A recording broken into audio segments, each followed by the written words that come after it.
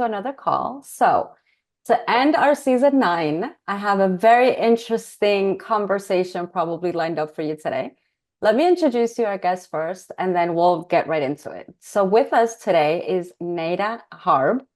She is a renowned spiritual coach, helping individuals deepen their spiritual embodiment, rise within their unique powers, and master their ascension journey. As a healer, coach, therapist, and international speaker, she is well versed in a wide array of spiritual practices from psychic development, starseed activations, quantum healing, womb wellness, and dark clearings. Her work is particularly focused on empowering those already on their spiritual path, offering advanced insights into the energy, mastery, divine union, and embodiment of divinity. Now, today, Nada's going to she's going to share with us how her personal journey into spirituality, which began after a near-death experience, igniting her passion for metaphysical exploration. I'm so excited to talk. I'm like, okay, let me just get rid of this bio. Nada, how are you? Well, I'm so happy to be here. I'm really well, and I'm really excited for us to have this conversation. For sure. So, kind of giving the audience a little background, we talk really quick and we're like, okay, let's get on the show and actually have the conversation on the show. Because there's so many things, there's so many topics, and it even begins with that, near death experience that you had when you were young. Can we start there? And then all of these sorts of different things are going to come out. Yeah, absolutely. Growing up, like all of us spiritual people, I was always kind of like in tune to the spiritual world without really knowing I was spiritual. And when I was 14 years old, I used to live in Dubai. So we used to do a lot of like desert activities. And I was in a race. I was in a car with a race driver, and we were having like sand dune races. And everything was happening so fast. And at night with the sand dunes, you can't really see what's going on. But what ended up happening is the car that I was in flipped and it flew in the air. And everything was so slow, but everything was so fast at the same time. And Hmm. before I knew it, I found myself floating in the air. Where I was floating, it was such a beautiful, blissful experience. My mind was so slow that I couldn't really understand what was going on. I could just feel. And, I was catching up to reality. I looked down and I realized that we had gotten into a huge car accident and that my body was on the floor. And even though I could see my body and everybody crying and screaming around the body, like, call the ambulance, call the ambulance, I was in such a blissful state. I was like in like this pure, like, this is nice here. This is so Hmm. relaxing. And I could feel so much love and a safety in my body, in my spiritual body.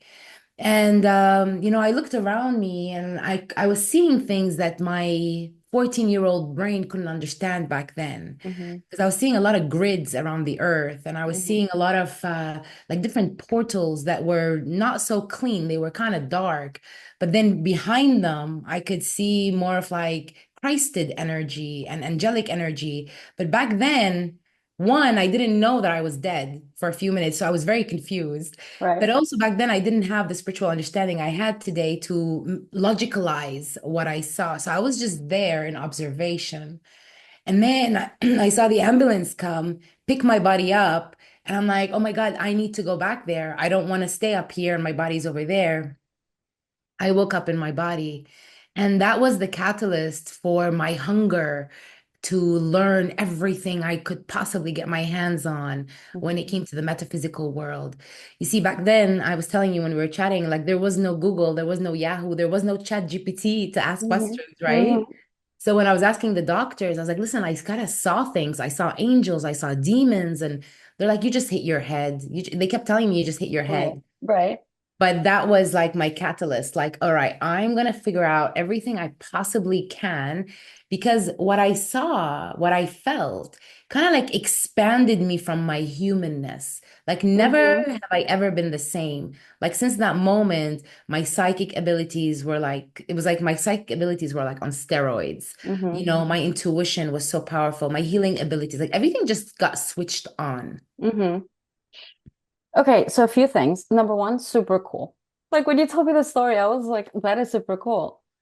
Two, okay, you were you aware? Let's kind of go backwards. So before that actually happened, were you aware of like what you have actually saw, like grid lines or angels, or like where was your spirituality at 14 years old before that?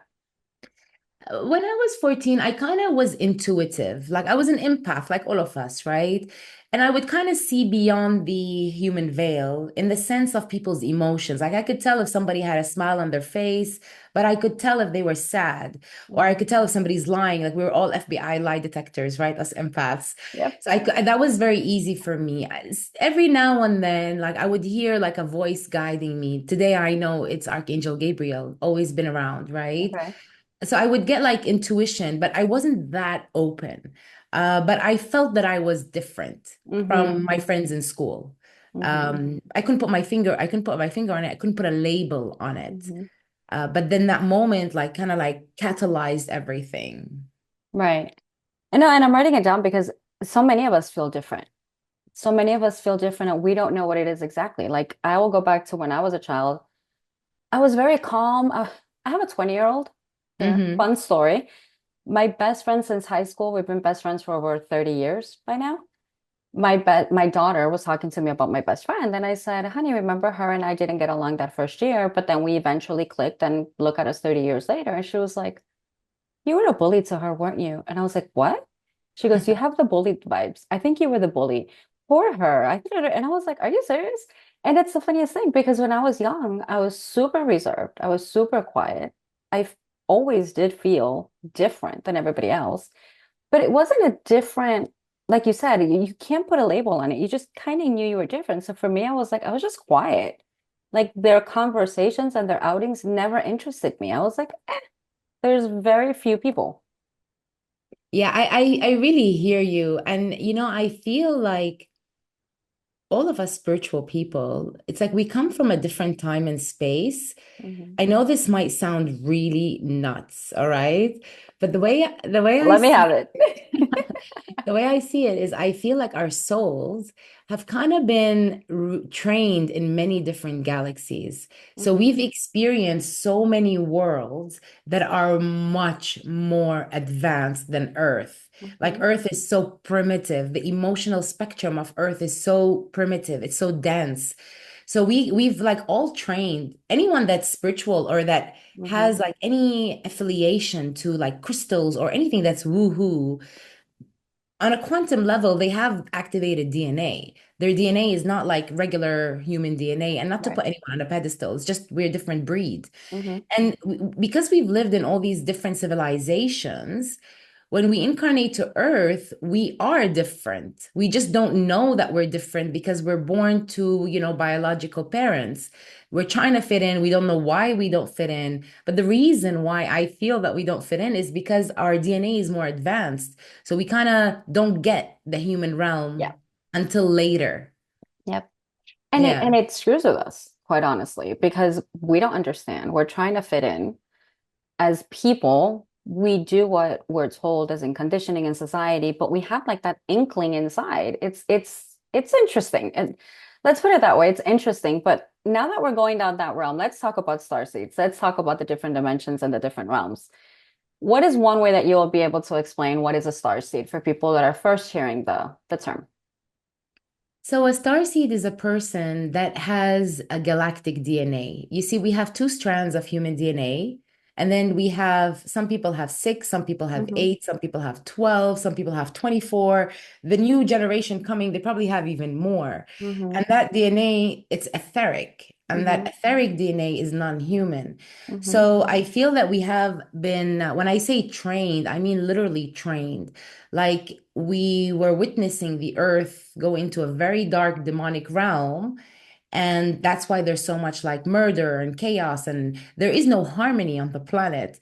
And, we literally went to like a training school, kind of like a Harry Potter school, but for, bringing harmony onto the planet. And Hmm. each one of us has their own skills. Like some people are intuitive, some people can sing harmonic, some people are, good with crystals, some people can channel angels. Each one of us has our own individual unique frequency. Some people have more than one.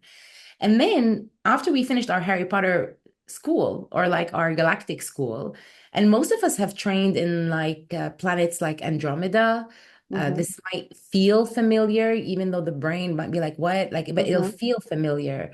Pleiades, but Andromeda mostly. And, so then we come to Earth, we take physical bodies, but our etheric DNA is switched on.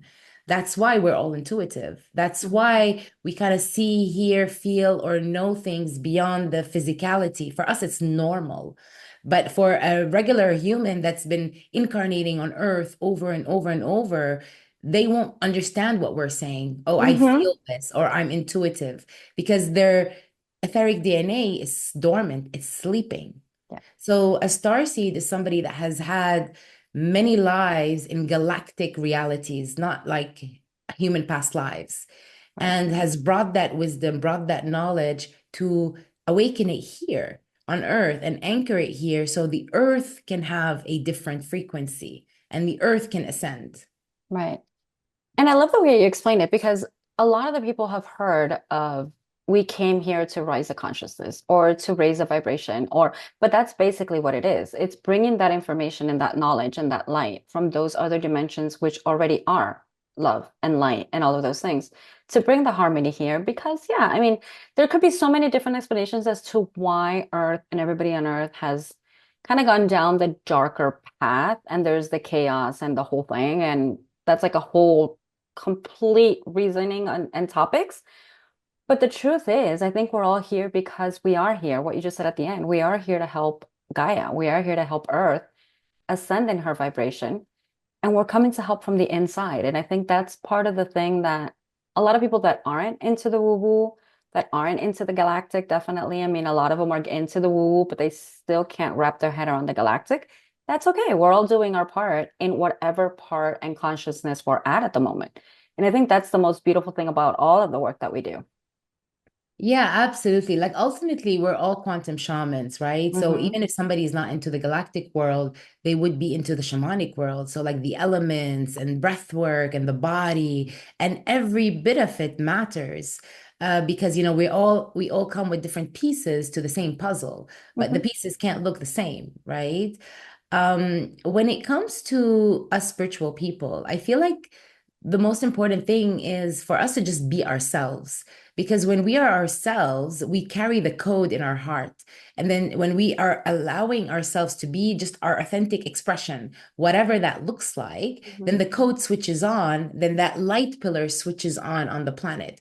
So Hmm. sometimes it's not really about doing external things, it's just about being, but being truly you. Yep. I'm kind of laughing because half an hour before we got on this call, I was actually designing one of the posts I'm going to put on Facebook and like everywhere. And it literally said, um, God, I can't remember the words right now, but it's literally that. It's you have to be you for the universe to find you. That's what it is. Oh, I love that. And it's true because we become so not ourselves and not authentic. And we start covering, especially the witchy and the galactic. And it's like with you, I can have a conversation and be like, oh my God, I had a dream last night and it wasn't a dream because I know I was there and I wasn't serious and I saw the computer, which wasn't a computer, and you'd get me. And everybody would be like, huh? And that's one of my sisters. With my sisters, it's like we talk like that. And the other night we were laughing and we're like, if anybody else hears us, just let them know that, don't take me to the psychiatric hospital or doctor. We're good. It's just, a different reality. They don't understand it. But and then those are the different things that, again, so many of us are waking up to. Like, I'll tell you my part. Doing this show, obviously, I've met so many different people. I have one season in Spanish. I want to continue doing more, but I haven't done more. I've done more in English. But I did one season in Spanish. And I'll kid you not, I think about 70% of them, their story as into how they got into this, they were just like, I don't know. I just woke up and I remembered. Wow. And some of them were young and they're like, I don't know. I just did this and I visited here and I saw some lady. I think there was one story. She was like, I just saw some lady and I saw something about her and I just got curious and then I just can't stop seeing things. And I'm like, I've taken like 30 years to learn and experience and understand all this lingo. And you just saw a lady and woke up and she was like, yeah. And the knowledge that this chick has literally is beyond the knowledge that I have. So what you Wow. said at the Yeah, beginning like is right. it's incredible. Like I feel like, we're coming in batches, right? So I'm assuming you and I are like around the same age. We had to go through things to learn. We had Mm-hmm. to go through things to activate our DNA.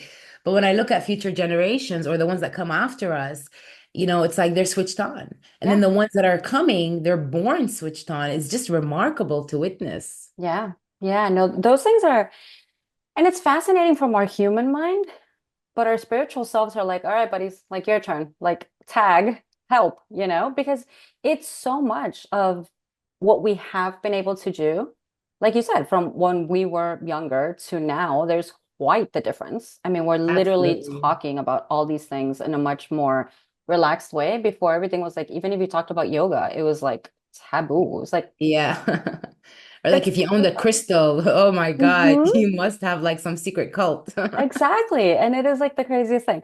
Okay, so let's go back. So when you did go, you talked about seeing the ley lines and the grids. Can you talk to people more about that?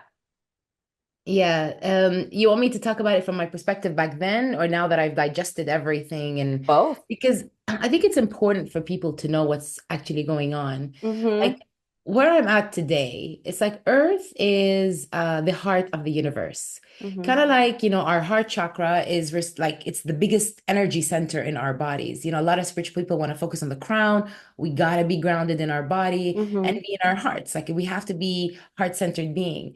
So Earth is the heart center of the entire universe. Mm-hmm. And Earth is the only realm, the heart is the only realm that can be bound by time and space. There is no time in the universe. But on Earth, there is that platform of what we call time, which means it can be experienced in linear form. Mm-hmm. Now, when Earth was originally designed, it was designed as a multi-dimensional library for all galactic beings. So if you look at all the galactic beings out there, there is a part of them here on Earth. Like you have the avian beings, there are birds on Earth. You have the Mm-hmm. aquatic beings, you have fish and dolphins on Earth. You have the Palladians, you have the human template on Earth. You have, reptilians, you have lizards on Earth. And Earth was designed kind of like an ecological center for Mm-hmm. all beings to place their DNA and for it to coexist. Mm-hmm. Now, there are a lot of beings in the universe that are very angelic, and our natural descendants, the human template, is from the Oraphim angels. Mm-hmm. We are direct descendants of the Oraphamic angelic consciousness. So we came in to be the guardians of this multi-dimensional library, right? Okay. And that's when people remember the days of Atlantis or the days of Lemuria, where we were very high vibrational and we were living both worlds at the same time. So we were being like physical but energetic at the same time. There is no separation. There cannot be a separation between that because we are physical and energetic all the time. Mm-hmm. Then there are these beings that kind of disconnected from source and they, didn't want to reconnect to source. So what they were doing is they were trying to power their planets and power their galaxies through external means. And the fastest way for them to do that is to find batteries on other different galaxies and other different planets. And a big battery source, since Earth is the heart and the Mm-hmm. human population are angelic species, what they decided to do, and this is like, I'm talking many, many, many years ago, Mm-hmm. is they decided to infiltrate Earth and use Earth as a battery.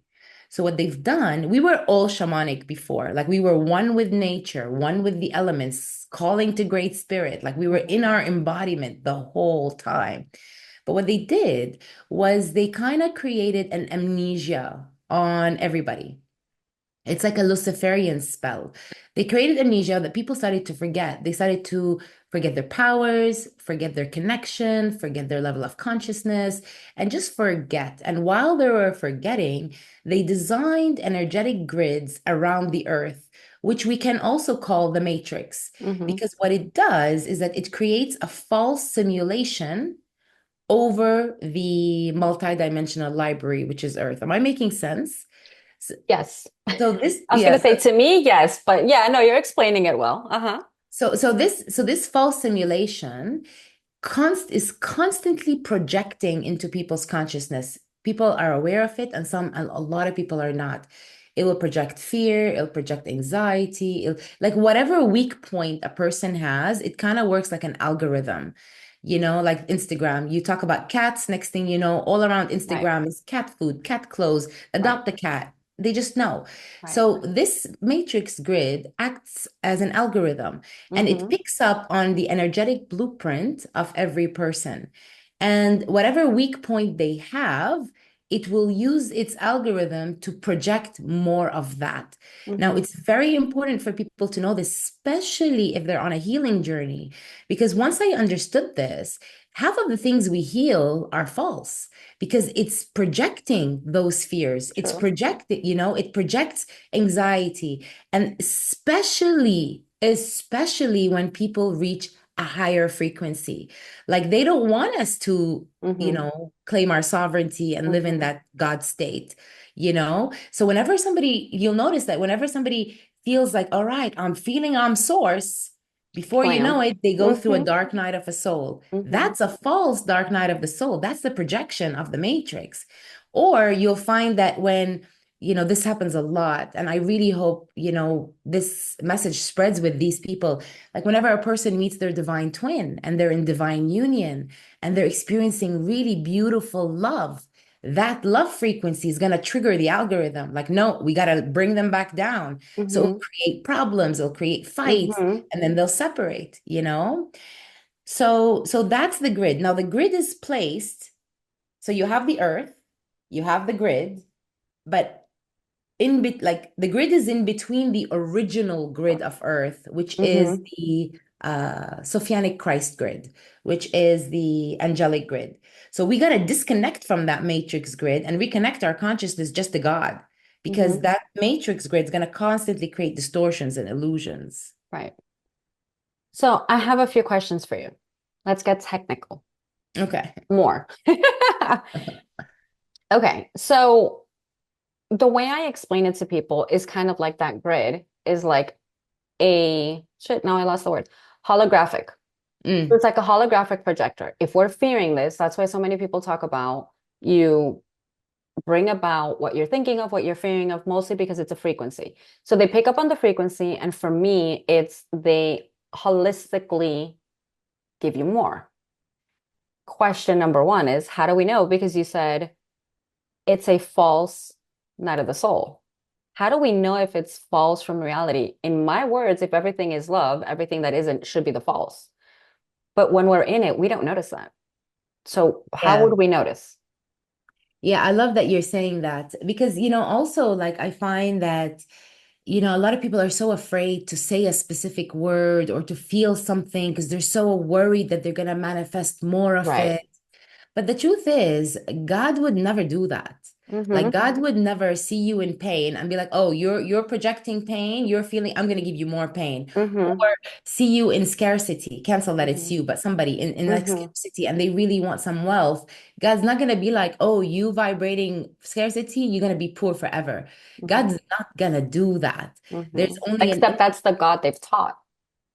Yes, that's there is a false spiritual matrix and it's Mm-hmm. connect. Let me go through it with how Yeah. it's coming through, yeah? Like God is forever expanding, unconditional, no matter what. Love, health, abundance, and unity. Now, in the matrix grid that kind of hovers between people's connection to the real source, there are different grids within it. So you have a pharmaceutical grid, you have a banker's grid, you have, the yogis grid. They're Mm-hmm. very smart, like they're Mm-hmm. geniuses. That's how they've kept humanity in Mm-hmm. captivity for so long. And there is a spiritual grid. Like once they knew that after 2012 there was going to be a mass awakening, obviously they've designed a spiritual grid because us spiritual people, us empaths, we're kind of taught in a very indirect way that there's something wrong with us. And when we figure it out in our healing journey, we kind of get happy. We get that satisfaction. Oh, Mm-hmm. that's why I'm going through this because I needed to heal my unworthiness, or Mm-hmm.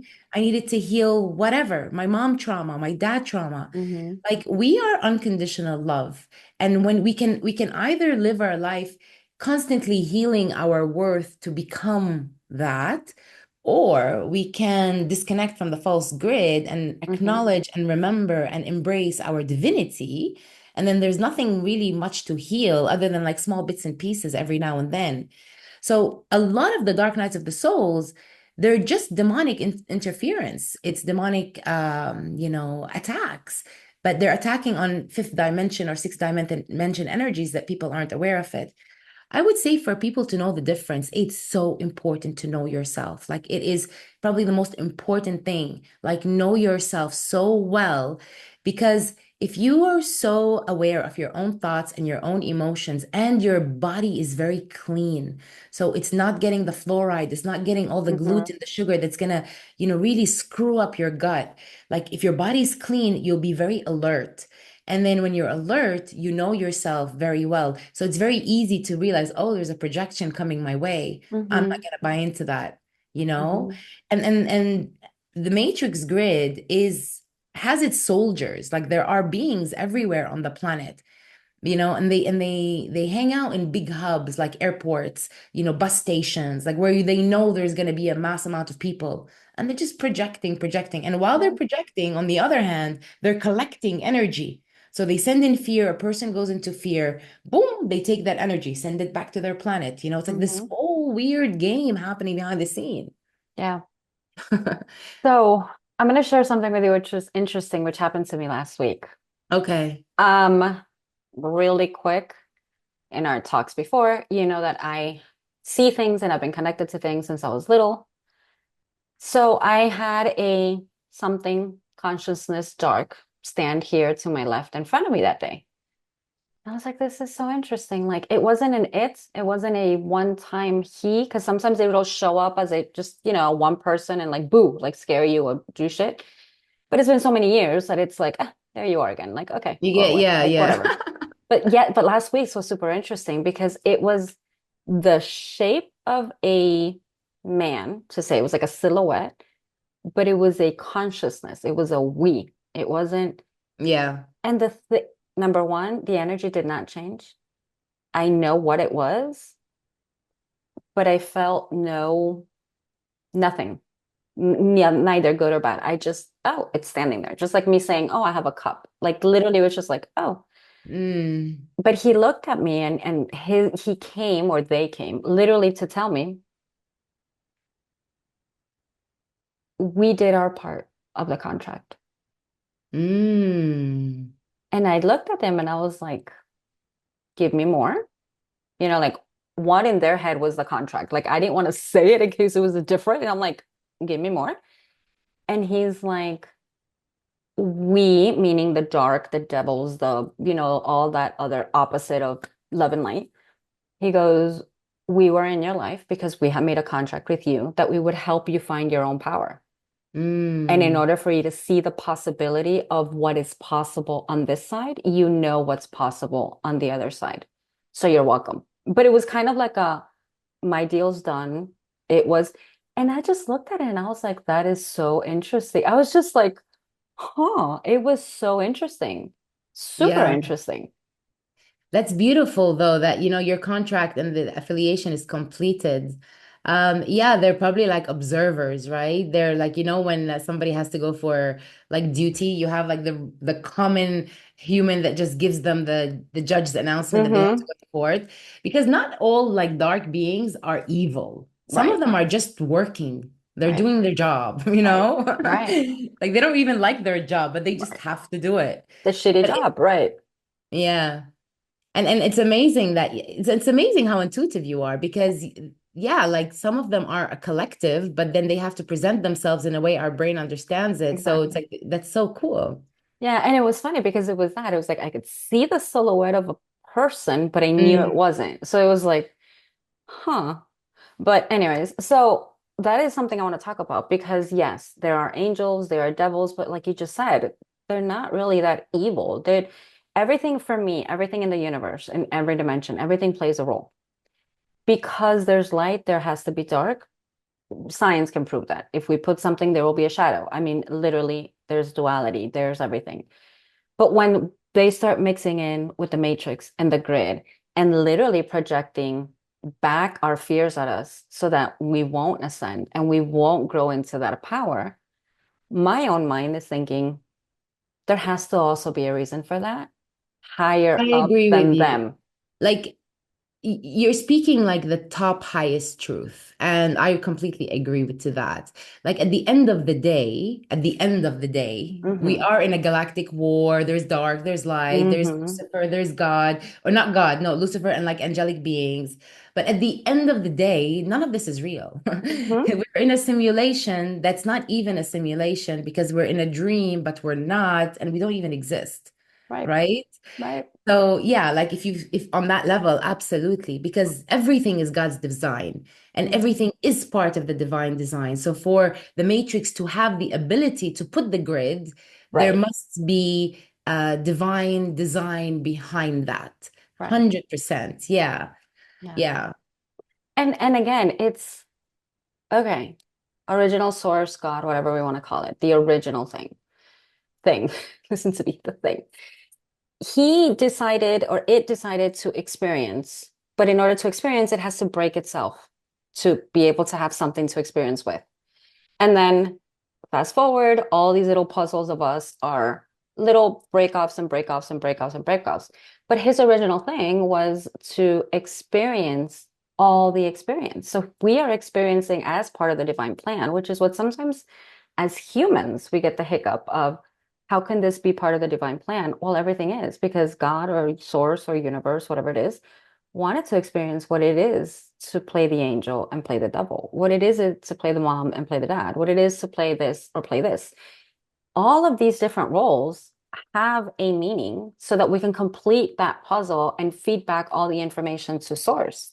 So again, like you said, that divine plan in the end and the end and the end, it's there for a reason. And I laugh and I tell my sister and I tell clients all the time, the day I die and I actually start going up the levels or start remembering or actually, okay, maybe I was right, maybe I was wrong. Like I'll figure it out then because I think there's just so much we can actually connect to now, even if it's higher up. I think there's just a certain level that our minds can't compute. Even if we feel it, even if we are intuitive as hell, even if we're whatever, I think there's just certain, let's say, degrees of knowledge and of things that we might just not be more accessible to until we reach higher dimensions, meaning we won't be here. Yeah, absolutely. And also, like the planet is evolving. Like we Hmm. started this conversation by saying, like, 20 years ago, if you said angel, people be like, oh my God, Hmm. run. But in Hmm. today's world, it's so common because the consciousness of the earth is moving upwards too. Hmm. And every year, there's a new consciousness that's available. And, for example, last year in August, if you look at the frequencies of the fifth dimension, the consciousness of source embodiment became available for humans to actually embody. And like for example, this year, November 22nd, is a massive portal of light body upgrade for us to anchor the fifth dimension and live in that place all the time. Like a lot of people talk about the ascension, like the third dimension and the fifth dimension are going to separate and this one's going to crumble and all that. But it's not really going to happen that way. But like in November 22nd, the fifth dimensional frequency is going to be available for us to embody. So I kind of look at life and not a lot of people will get this, but I kind of look at life like it's literally a game. But Yep. how are we playing it, right? Like we gotta, like you gotta, like for me, I would say like know the game so you can win or so you can play it well. You Hmm. know, it's like when you play snake and ladders, right? You Hmm. roll the dice, you take a few steps. If you're gonna hit a snake, you're gonna go back down a few steps. That for me is a matrix projection. Like if they're projecting, or if a demon comes into your space and a person contracts with them, or they agree to whatever barter the demon's giving, or they Hmm. agree to the projection of the matrix, they're gonna go down the snake. Then, you roll the dice again, and then you get an ascension vortex and you jump into it. It's kind of going up the ladder. And then you're just playing that game. You want to dodge, and sometimes you can't dodge the snakes, even if you wanted to, because it's part of the divine design for you to like Hmm. kind of replay a few things. Hmm. Yeah.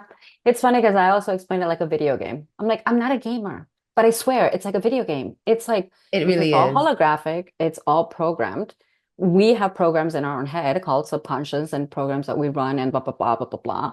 And everything is like, if we really do start seeing it as a game, I think there's a lot of things we could lose our fear from because Yeah. we won't take it so serious. But the thing is, I feel like for us to do that, or I'll speak from my journey, what for me to actually be able to witness everything, like the good, the bad, the ugly, the Hmm. beautiful in my reality as symbols in the game, right? Like in the game, like if you're playing a video game, you might get gold coins that you can put in your pocket, or maybe you want to like, put a bad guy somewhere else, right? Hmm. Like you have to get the game Hmm. for me to be able to do that and live that way, and I feel this would help a lot of people, is you want to disconnect, not disconnect, but kind of like detach from your emotional state. A lot of people feel emotions, but then they live the emotion. How about you feel the emotion and observe it? Like the more you live in observation, the easier it would be to see the game because it is a game and you can literally change everything. Kind of like in a video game, if there's no river, and the game designer wants to create a river, he just needs to go into the software, put a few codes, and then the person playing is going to see a river. So if we want to change our simulation or change our reality, we can literally alter it by altering the codes.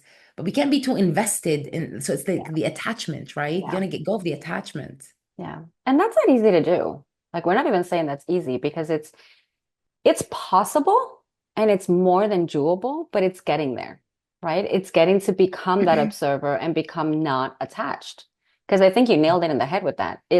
We're emotional because we get attached. We want to see that outcome. We want to grab those gold coins. We want to be able to say, okay, we did this. Like how many people talk about manifestation? And yes, we manifest everything, but it's what are we manifesting consciously? Yeah. What we're trying to manifest consciously, we don't manifest because we're attached to it. It's like, I want to manifest, I want to, and it doesn't happen. Yeah. I feel like like at one point we were talking about, people healing so they can know their worth, Hmm. or just truly accepting that they are divine and perfect as they are. I feel like when people do that, and that's easy to do when, you embrace your divinity, like choosing, no, I am a divine spark of God, and I will always be that no matter what I've done in the past, no matter what I'm going to do in the future. In that case, then the ego doesn't take over. And I feel that if we're living in attachment, it's because we're trying to, give ourselves some kind of validation or some kind of reasoning to why and, what's going on in our life. But what if we just let go of that attachment? We let go of that false worth. There is no Hmm. such thing as I'm going to have more self-worth. There's only one self-worth, which is your sacred worth, you know? Um, I mean, it's easier said than done, It is. for No, but I true. love it. But it's true because it's just like, what was it? There was a phrase that became really famous in the coaching and in the healing industry for a while. I can't remember now, but it was more in the less of healing your broken parts. We're not Mm, broken. yeah, Like that's a thing that people started saying, "Oh my God, I feel broken. I'm broken. I'm this, I'm not." So yeah. it kept burning the hole of you're not good enough, you're not worthy, you're not lovable, like all these things, or you're not loving yourself, have more self-love. It's kind of like maybe I love what you said about the observe. Maybe find a different way. Like how do you observe yourself through love, or how do you do this, but not you don't have it, and especially not you're broken. And I think a And lot this of goes people back stuck to with that that. empath mentality, right? Like us Hmm. empaths, somewhere, somehow, we've been trained like to find what's wrong with us.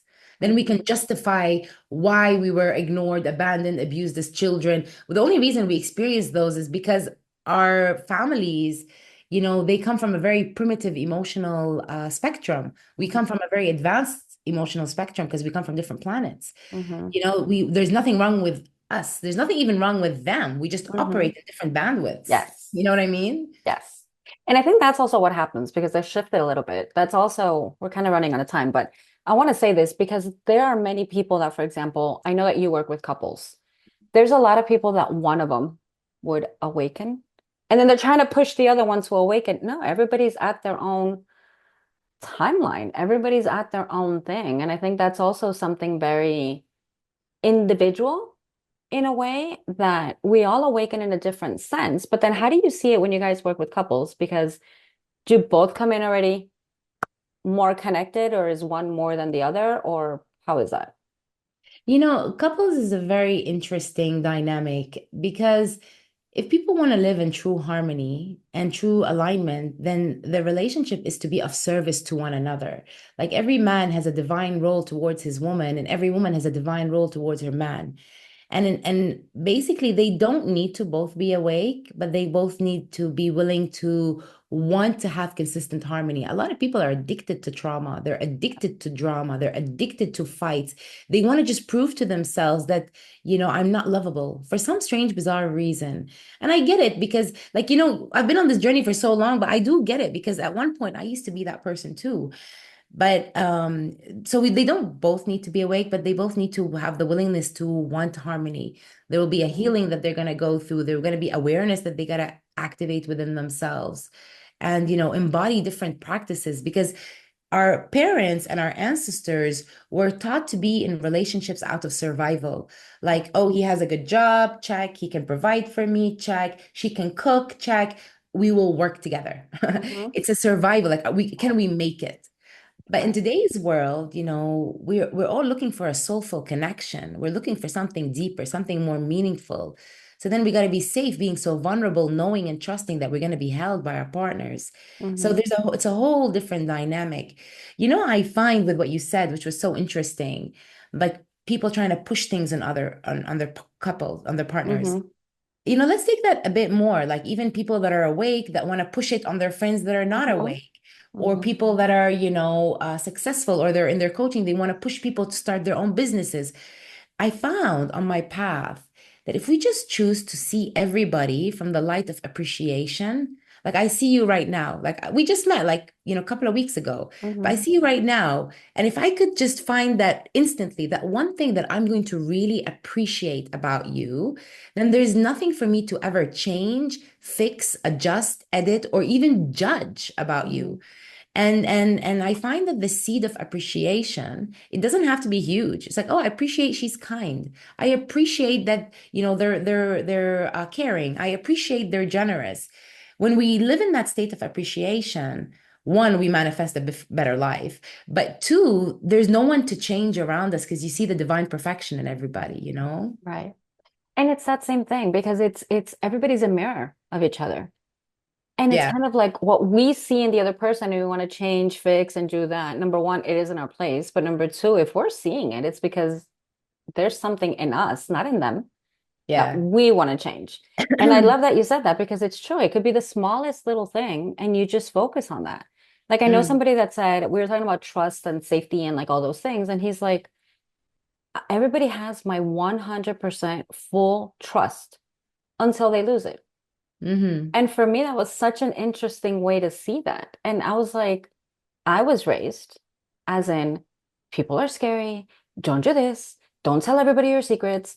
Don't tell your girlfriends your secrets because you never know they're gonna, turn around and backstab you. And all those things, like you work along. But when he said that, I was like, oh, that's a new level. I'm like, I like that. Like, okay, so it's really seeing that in other people.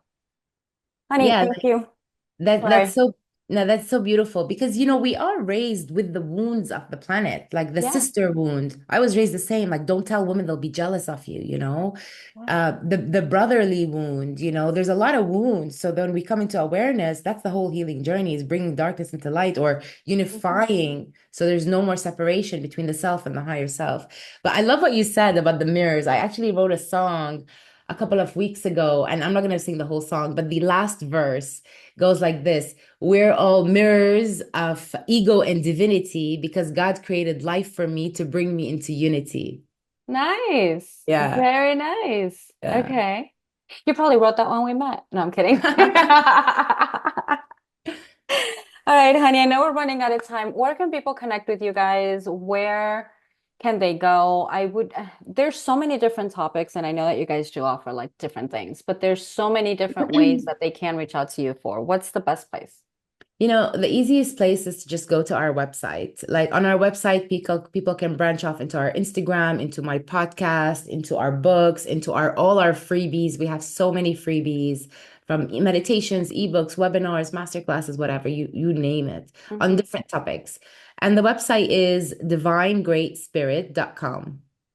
Okay, perfect. And as always, I'm always going to put it in the show notes. But honey, thank you so much for your time, for the chat, for just everything, because basically it's conversations like this that take people to the next level. Because even if maybe they haven't heard of these things, we've opened a door. And if they want to follow it, that's up to them. But the door is open now. So thank you for everything. Yeah, thank you for having me. I really enjoyed this chat, and I have a feeling we're going to continue more chats on Yeah. WhatsApp or Facebook. I feel like there's a lot that, we can talk about. No, we definitely are. Maybe Yeah. we'll record some. Maybe we won't. All right, everyone. Take care. Bye.